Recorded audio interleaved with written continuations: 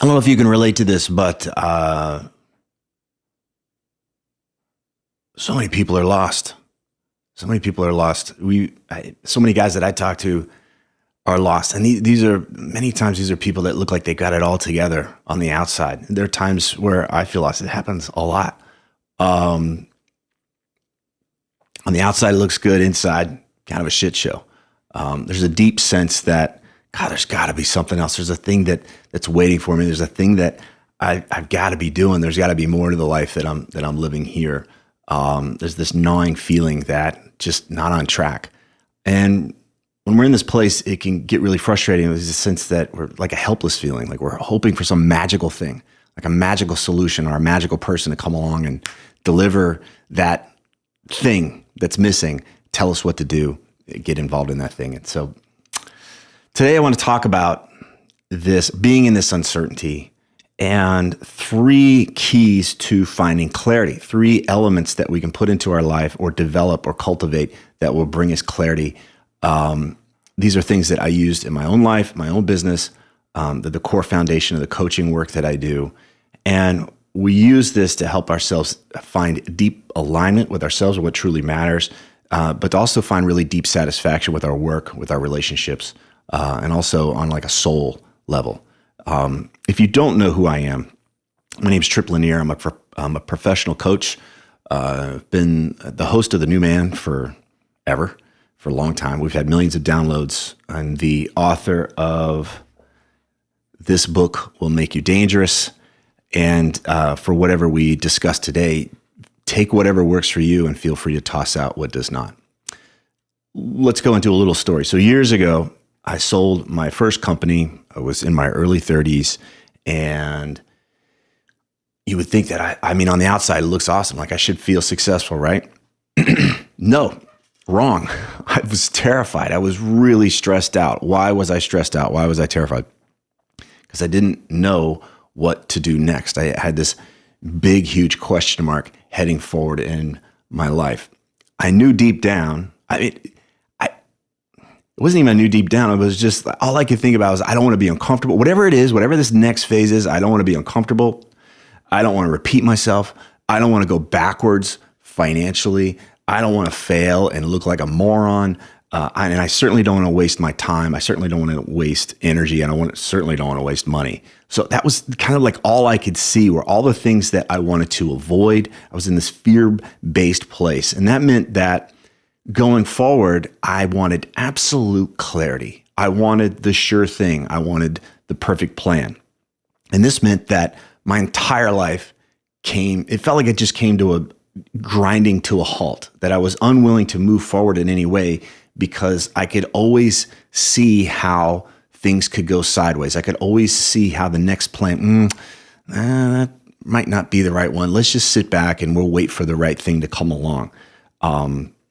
Every possible idea came along, I would just shoot it down.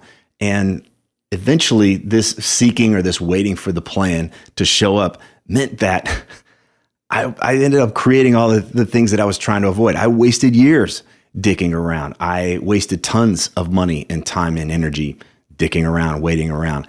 And I ended up feeling like a failure. I ended up feeling like a moron. Like when I would meet with people, be like, what are you up to? And I was always afraid, like, please don't ask me that, because I didn't have an answer. I didn't have a sense of where I was going and what I was doing. And I just felt really lost, and I didn't want to reveal that. I felt really shameful about that. Eventually, I had to change my strategy.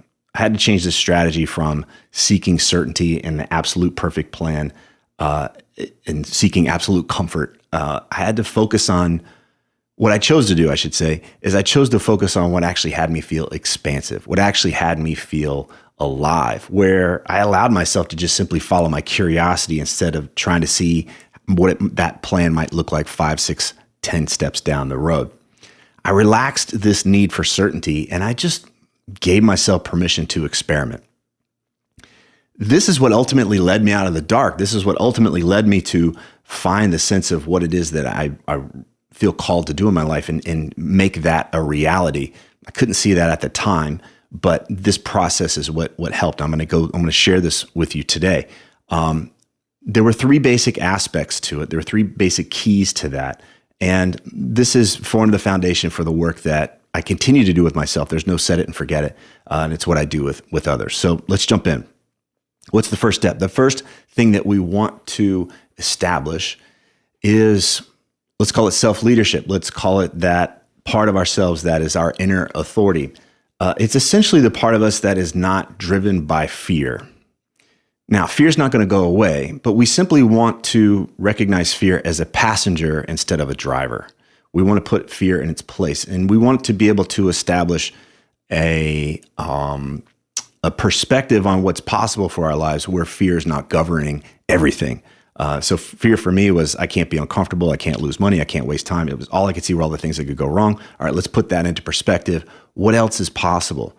This means asking questions like, who am I when I'm not fixated on just paying the bills or just getting by or just looking good? I mean, that's going to be the baseline for our lives. We're not going to jeopardize that stuff, but most often we're playing it way more conservatively than we need to. It's necessary to be comfortable. It's necessary to be safe. It's necessary to belong, but it's not the end all be all. It's not the end game for us.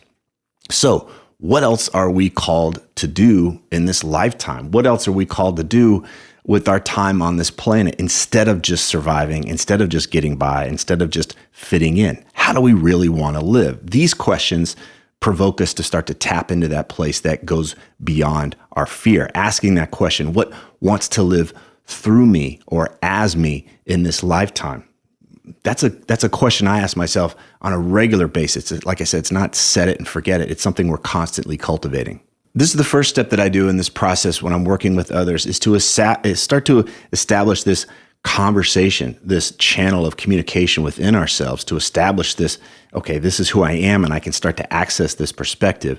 And now I can start to be informed by it. It's a relationship to cultivate. And to be clear, cultivating this relationship doesn't mean we're going to be reckless. We're not going to be one of those guys that sells everything and goes and lives in our car, or, kind of just moves out of the house one day and never sees our family again, or whatever, any of that kind of reckless, rash stuff. Not at all. It just means that we're going to not settle for getting by, that we realize that there's more to life than just accumulating more stuff and more status. Most folks aren't going to understand this. Most folks aren't going to get it, and they're not going to jive with it. They're probably going to think you're crazy. I'm okay with that. I'm all right with that. I had to get over that quite a long time ago. But essentially, that might be one of the things that's holding us back. What will others think? That might be one of those limiting things that we can challenge as we go forward. Regardless, now that we're zooming out, we're starting to get clarification about who we really want to have calling the shots in our lives.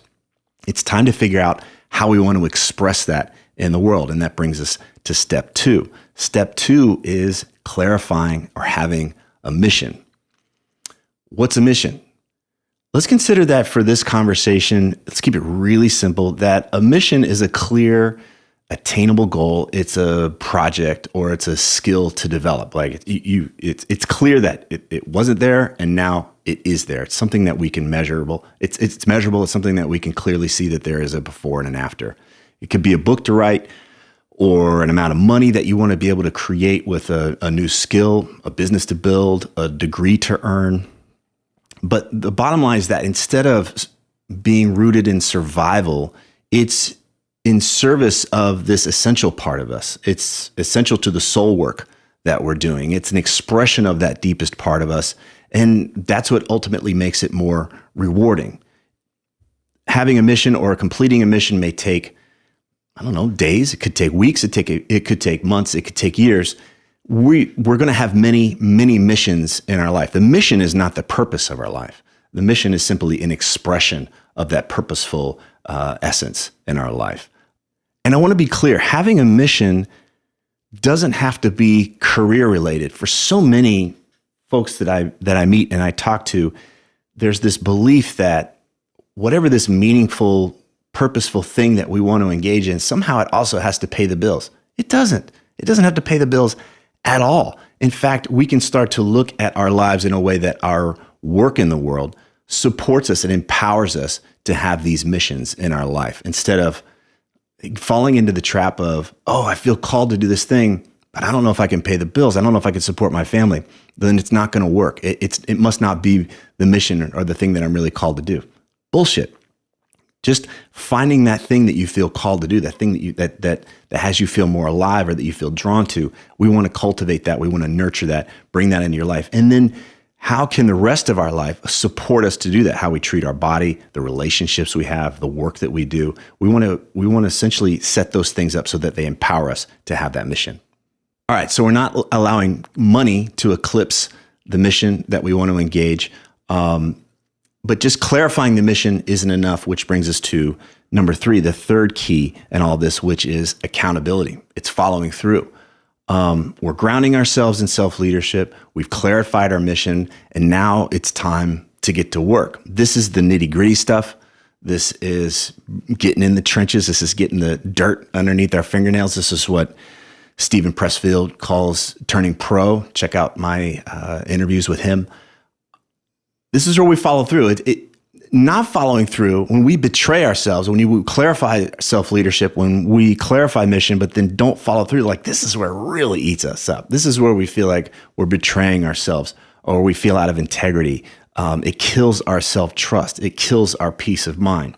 And often procrastination isn't a sense of laziness. Sometimes it's not even really rooted in fear. It's just a lack of clarity about the next step. It's just we're missing that conversation to just say, what's the very next thing I would do? And it might be very small. It doesn't have to be step 5 or 6. It's just the very next thing that we would do. So we find clarity about what to do by getting into the process instead of standing outside of it or being up in the bleachers looking down at it. We want to roll up our sleeves and get in there and get started. And that's typically where we start to discover, okay, now I realize what I need to do. I want to be really clear that getting to work here, that we want it to be in service of that aliveness. We want to watch out for the trap that it's like, okay, I know how to get to work. Then it becomes a grind. Then it becomes a hustle. Then suddenly we start to feel that drained feeling again. We feel that grumpiness, that frustration. That's an indicator that we've gotten off track. When we are engaging our mission and we're doing so in a way that is honoring that deeper self, the work becomes more enlivening. Will there be days where it kicks us in the ass? Yeah, for sure. But that's not always how it is. There will be days that are very challenging, but ultimately it's where we feel that deep reward. So if you don't feel like you've got a sense of clarity about where you're going or what you're doing, you can use these 3 things, these 3 arenas to provide a sense of clarity. You know that on any given day, you can sit down and say, okay, what is my sense of inner authority today? What is trying to live through me and as me? What's the mission that I could be living into? What's the thing that I could follow through on and execute today? Those things will give you a strong sense of direction and a strong sense of clarity if you're willing to lean in and actually do the process. So consider that that's the mission now, to develop your ability to answer those 3 questions. As a coach, I lead others through these steps every week. We zoom out. Okay, what's the big picture? When we tap into the essence, the soul, the self-leadership, what are we feeling called to do? Okay, great. What's the mission? What are we working on? What's the thing we're accomplishing? Great. And then what's the action you're going to take this week? Really simple work, really basic in that way, but without it, we tend to drift and fall to the side. I hope that these ideas are helpful for you. I hope that you can begin to play with them in your life. Okay, what does it mean for me to tap into that deeper calling that's beyond fear? What does it look like for me to have a clear mission? What might that mission be? Create a list of things and just kind of keep that list going. And then even in your own day, I might be really busy, but what are the most important things? What are the things that would be most rewarding? When am I going to do them? When am I going to get those done? You might find that just even tacking in that direction, you'll start to gain more and more clarity as you go instead of sitting back and waiting for the perfect plan. There's a ton of free resources available at thenewmanpodcast.com. If you want to learn more about This Book Will Make You Dangerous, you can go to dangerousbookstore.com or amazon.com. And if you'd like to learn more about coaching with me, you can visit tripplanier.com. Here's to living with greater freedom, aliveness, love, and peace. Thank you so much for watching.